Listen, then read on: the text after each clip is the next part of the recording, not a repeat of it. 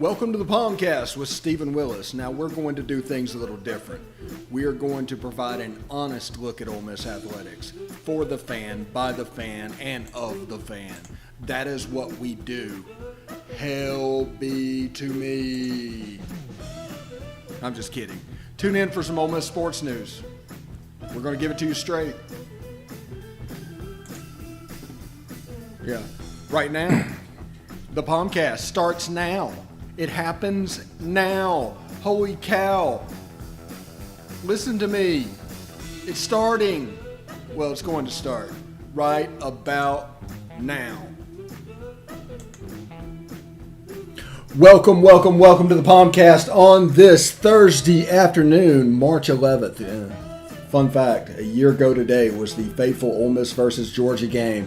That was the official begin of the pandemic. We're 1 year out officially as of tonight. Thank you for joining the show. I am your host, Stephen Willis. I hope everybody is having fun because that's the reason we're here. There I am, Stephen Willis. Today on the show, we're going to talk about the must-win of all must-wins in Ole Miss basketball tonight. Duke has to pull out of the ACC tournament because of COVID. That's big because we needed them to lose because they were improving their resume in the ACC tournament. And, you know, they're basically a bubble competitor. And Coach Yo gets extended. Remember, in the state of Mississippi, they only allow 4-year contracts. This contract will go out to 4 years as well. So we'll talk about that a little bit. As you know, I'm very impressed with Coach Yo and what she is doing. And I don't know, there's a chance they could sneak into the NCAA tournament. We basically have the men and the women on the bubble. After the break, we're going to go back. We cut off the stream yesterday. I don't know exactly what happened. It just cut off. But we're going to do a running back prospectus. We're going to do that again today for spring practice with Jerry and Ely, Henry Parrish, Snoop Connor, the whole 9 yards there. So that'll be the second half of the show. But again, I'm Stephen Willis, and thank you so much for joining us. We're having a good time. I've already gone to the VA today.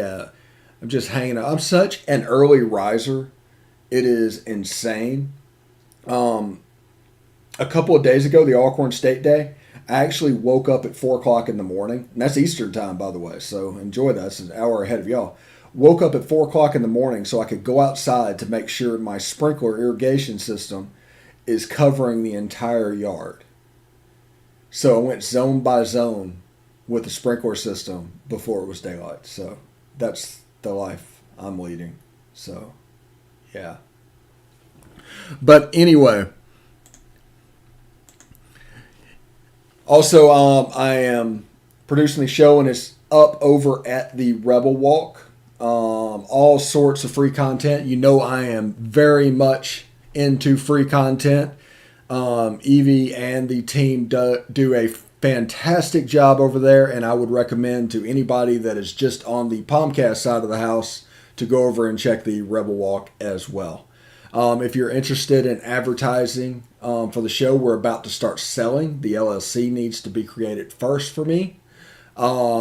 But sometime in April, we're going to be able to sell. We're in the ballpark of trending towards 25,000 streams a day already. Not a day, a month already. It's going to increase over time with the number of videos we're doing. It's a cool way to get just unobstructed views of your business and your logo. As you can see, we can put the logo up. You'll see it in the corner in just a second. There it is. And it's up for the whole show. We're selling that. Otherwise, you can just buy an ad for the show, and we're looking at selling an annual agreement for an ad for $10 per 1,000 streams.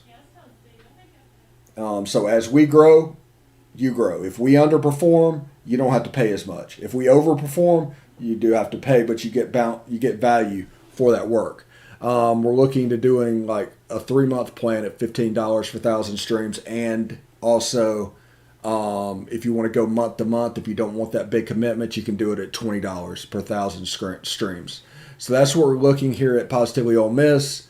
I imagine something similar is going to happen. You can advertise through us. You can advertise through Evie at the Rebel Walk. We're both advertising on this platform, but it's a great way to get your name, image, and likeness out there so people can be aware. And especially me in Central Florida, one thing I'm looking at doing, if you're a travel agent and you want to do this, I am in the heart of Disney. So part of what I'm going to be doing is getting an annual pass and going to the parks and video and little neat cubby holes. So if you want to be a partner in that, that will be available to you as well. But we're going to start that a little bit later when they start selling annual passes again, because right now it would get quite expensive. But anyway, welcome to the POMcast. It is must win and must win and must win day at Positively Ole Miss. You basically have South Carolina coming in, and Frank Martin's teams are always extremely dangerous. You'll hear that when we do our instant reaction tonight, immediately after the press conference, not the game, the press conference. So about 15 minutes, 20 minutes after the game, you can come on and catch the instant reaction with me and Trevor Oxley talking about all the stuff that's going on in the game. If they win, we'll talk about the bubble. We'll begin to look at LSU a little bit. But it'll be a nice way to catch into that, and that'll be up the next day if you miss it tonight. So if you want to go to bed, you can catch it later on YouTube channel and all the places that the POMcast is available, that will be available. So Frank Martin, Kermit Davis, expected defensive game. We matched up pretty well. They foul a lot. We need to make our free throws. If we struggle at the free throw line, it's going to be closer than it should be.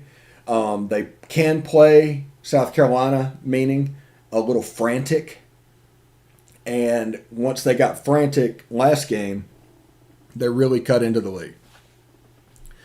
And the key to that game, was the emergence of Devontae Shuler and his work at the line. I think he went over 30 in that game. He was all around a big player and did a lot of what, nearly half of his points were at the free throw line. So it was a big game in his return to South Carolina. The Irmo, South Carolina native needs to replicate that tonight, because we need basically a shooter. We need someone that can come in and make the big play and do all that, because that's the role that he plays, is the big play shooter.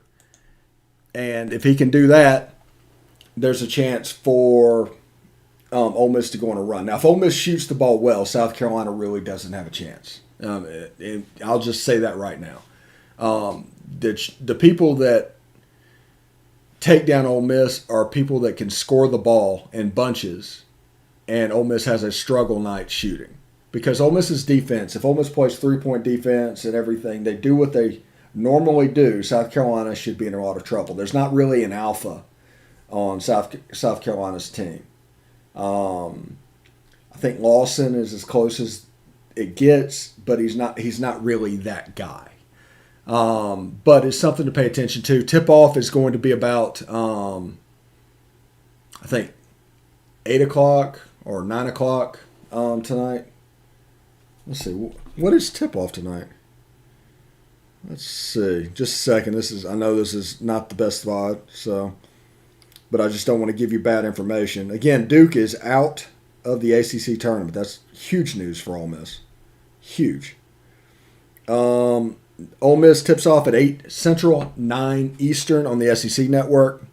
South Carolina went 6-14 this year. Ole Miss went 15-10. Ole Miss actually did a good job at getting games in. There's a lot of teams that really struggle. If you look at Texas A&M, they're down like 7 games this year, as opposed to where they could be. Because of all the COVID stuff and all the stuff we had to go through, Ole Miss actually did a pretty good job at it. So I commend all the people in the athletic department, from Keith Carter on down to the athletic trainers and down the list. They did a heck of a job with COVID so far.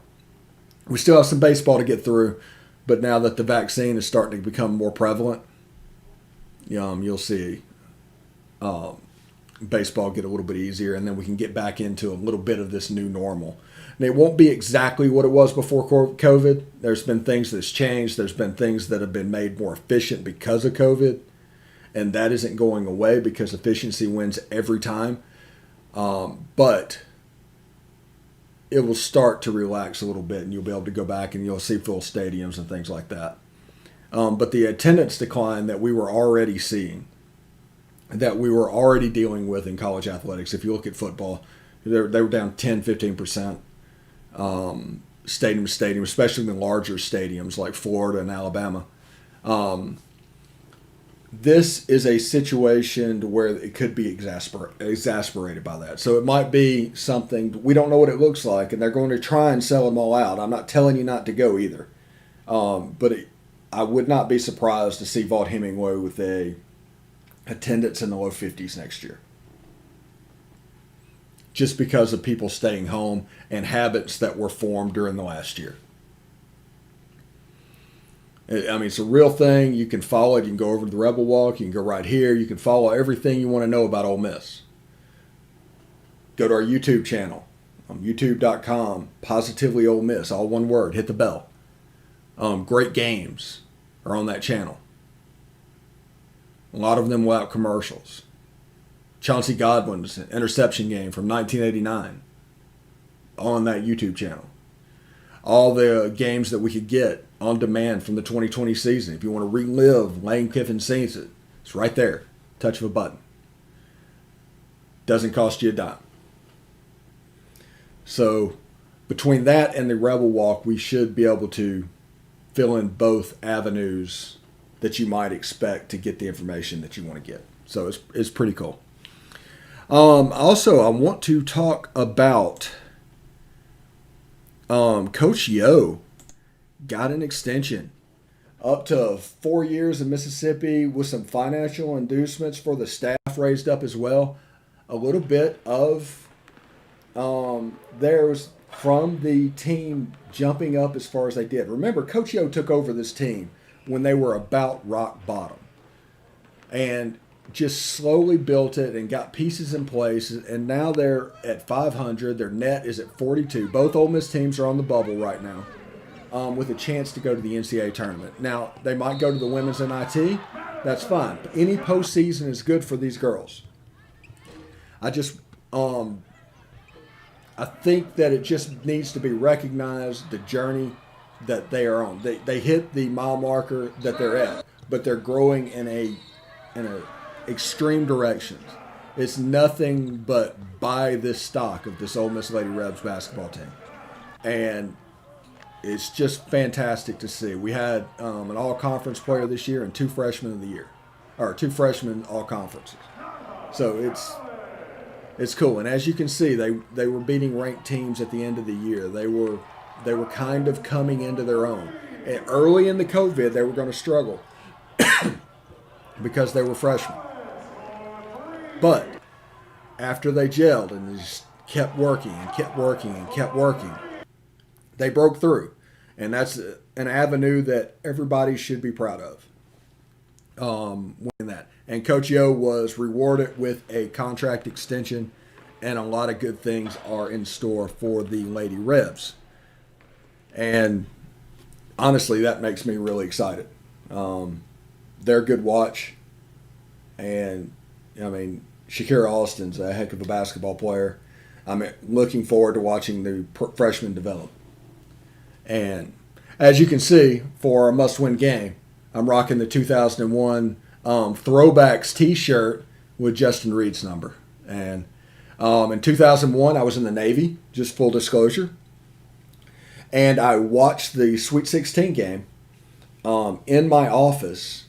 It was about 8 o'clock at night. It was a night game playing against Arizona. I remember that vividly. And it's kind of cool to see jerseys from that era. It kind of takes you back. It's kind of a combination, by the way, these jerseys, of the original Ole Miss font from Ed Murphy time frame and before that. And the numbers and all that are the Rob Evans era type numbers. And it's just a pretty neat uniform. It just kind of worked out together. But I didn't get to see many games up there because there was no SEC network in 2001. And I was stuck outside of Philadelphia, Pennsylvania. So, but I did get to see them in the NCAA tournament. It was fun. It was pretty great. When we come back, we're going to get into basically football, spring football. We're going to do a running back prospectus again. And we'll go over Jerry and Ely, Snoop Connor, Henry Parrish, and Kentrell Bullock. All of them have big springs in store for them, except for maybe Jerry and Ely. But I'll tell you why. Right after this break, and stick around.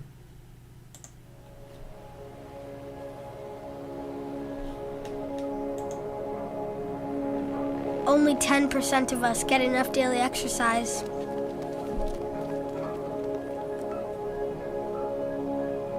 And that number is dropping.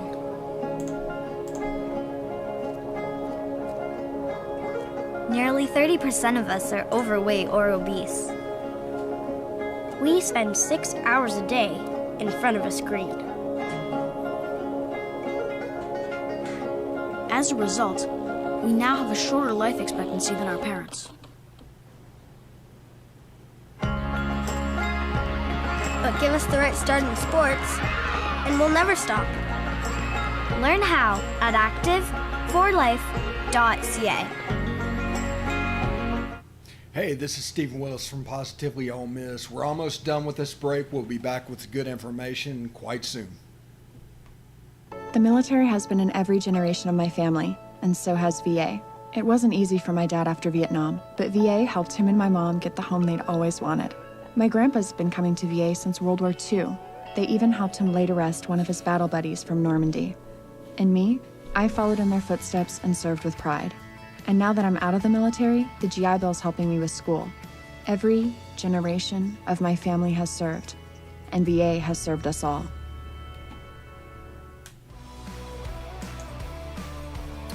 Welcome back. Need to turn that on. Yeah, the mixed minus is on it every now and then. If you don't turn it off, there's like a 3-second delay of what you're saying and when you actually hear it, and that can be quite distracting when talking.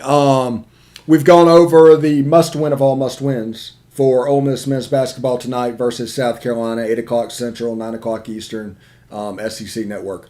We have hit on Coach O's extension and the great work they're doing at women's basketball currently, and well-deserved. I've been her fan as you listen to this show for months now.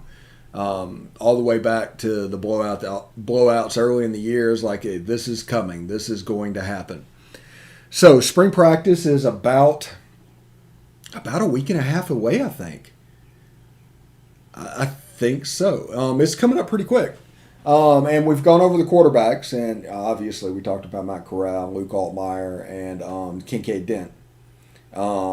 We did not touch on any 2022s or 2023s. When Leanne does her show in a couple of weeks, we will start breaking that down by position group. But yesterday, we went over did this big, long, flowery piece on the running backs. And through the running backs, basically, you can see the growth points. You can see with Jerry and Ely being limited this spring, and they should not play him this spring. You know what you get from Jerry and Ely. Let that heal, get better, and come back for fall camp and the summer program and fully healthy and ready to go. Henry Parrish, though, has a chance to absolutely be the alpha. He reminds me a little bit of Work Dunn, as in the way he plays the position. He's not an overly physical guy, but he's an excellent all-around guy, and he's very smooth. It just doesn't look like he's putting out much effort. And you look down, and it's like, oh, okay, that was like a 2-yard gain. Oh, he gained 5. So it doesn't look like much, but it just happens. And he's all-around back. He's good out of the backfield. He made several one-handed great catches this year. He has a chance to really stake his claim as the alpha when Jerry and Ely leaves, because that competition starts now. And that's why spring is important. So people are going to tell you spring is not important and everything's going on. It may not be important from a team standpoint, but from an individual standpoint, it is instrumental for development. Players like Henry Parrish, player like Kentrell Bullock, a player like Snoop Connor can take these 15 next practices and expand their game, even if it's something they learned on a get-off in a bowl game that you can just practice that. And then by fall, it's kind of become muscle memory. So it's important for that. Now, you can't watch the spring game for the score. You can't really watch it for team aspects. You watch the spring game for individual development. Now, they're not going to show much because they're on the SEC network now, but you watch it for individual development. So we talked about Henry Parrish. What about Snoop Conner? Snoop Conner is a physical running back. You look at the Outback Bowl, it's almost like he's looking for contact even when he breaks away. And that's fine. Some runners are like that. But there's certain aspects of his game that he needs to fine-tune and work on. He probably needs to improve his pass catching ability. That would probably see him on the field in more passing situations. He does very well during the goal line, but don't really pigeonhole yourself into that role. Work on being a 2nd and 7 back just as much as a 3rd and goal back. And stuff like that can develop him for the next level, because let's be real, that's what everybody out there wants, is to get to the next level. And everybody has holes in their game. If they didn't have holes in their game, they'd probably already be in the league. I mean, everybody, even Jerry and Ely, when he came here, had holes in his game. He's developed them quite well. He's looked at becoming an explosive player. And they found ways to utilize him in space. My favorite touchdown this year from Jerry and Ely was the pass reception that they used, put Elijah Moore in the backfield, put him in the slot, and ran that little hard head fake throw to the back of the end zone against South Carolina. I think you will see that here pretty quick. Sometimes I forget about the video I have, but Jerry and Ely just came out and had a really good year. He didn't have a number of touches because basically, here's the touchdown that's probably my favorite Jerry and Ely of the year. He didn't get a lot of touches because he missed a couple of games. So he was out for LSU and he missed the bowl game. So that's basically in 9 games. He still rushed for nearly 800 yards. So he was probably on pace for close to a 1,000-yard season when people don't realize what type of offense he runs. At Ole Miss, Lane Kiffin runs a whatever works offense. It's a pass offense, it's a run offense, completely based on what the defense is doing. To put that in perspective, every pass play has a tag. Every run play has a tag. One can go to run, one can go to pass. So when the quarterback gets up, depending on the defense, it's going to provide an opportunity to do the things they're not prepared to defend against. We run the ball so much on 3rd and 1. We pass the ball so much on 2nd and short. Coaches that are used to coaching a certain way has trouble with this team because of the way they play. They really are taking on the mindset of the coach, which is a good thing in this situation, especially at Ole Miss. But I'm just really excited about Snoop Conner. Oh, and Kentrell Bullock. That's the other one I want to talk about. I almost forgot about Kentrell. Sorry about that, Kentrell. Kentrell has a huge spring head. I've heard people talking inside the camp that he has a little bit of trouble letting stuff go. He's a little bit try hard. And sometimes when you try hard, you're not going to lose. You're not going to make any plays like you normally do. But he has a chance to be very special. And that's something. He got a couple of carries in the Outback Bowl with Jerry and Ely out. I think 2 carries for 10 yards or something is what he did. But he did all right. But that running back room is so stacked. I think you would be hard pressed to find a better stacked running back room in the Southeastern Conference, and that is including Alabama, and that is including Georgia. Tank Bixby at Auburn is probably the best running back in the country. But Jerry Ely isn't far back. But the depth going all the way down. By the end of the year last year, Henry Parrish was the number 2, Snoop Conner was the number 3. I mean, that's as as solid as a 1-2-3 as you're going to get. And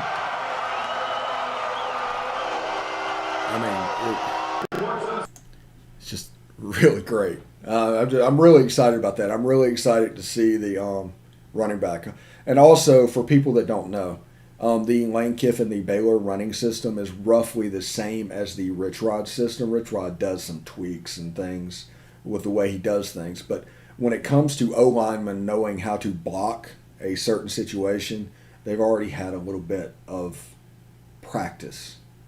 They didn't have to learn from the scratch. That's the reason the running game and the offense was so high-powered last year, was because the running game was drilled into them. They could handle it. And they also had massive amounts of confidence to do it. So Matt Corral coming in, making good decisions and things like that, all of a sudden this offense becomes very explosive, because who do you stop? I mean, realistically, who do you stop? Now, going into this fall, we're going to talk about it tomorrow, going to the wide receiver room, Jacour Pearson, J.J. Henry, who replaces Elijah Moore. Jonathan Mingo, huge spring for him. Dontario Drummond has a chance to go into the fall as the alpha of that room. So, and all the young guys coming in, the wide receiver room has a chance to be pretty fun. So we'll look at that tomorrow. I'm probably going to give you a couple minutes back. Thank you very much for watching today. And if you want to participate in the show in the future, use hashtag POMcast, POMcast. Hashtag POMcast would see you participate in the show. And that is the way that we can interact and we can grow our brand together and we can have a lot of fun. But right now, if you're looking for any news, anything breaks, go over to the Rebel Walk. They have a lot of great stuff.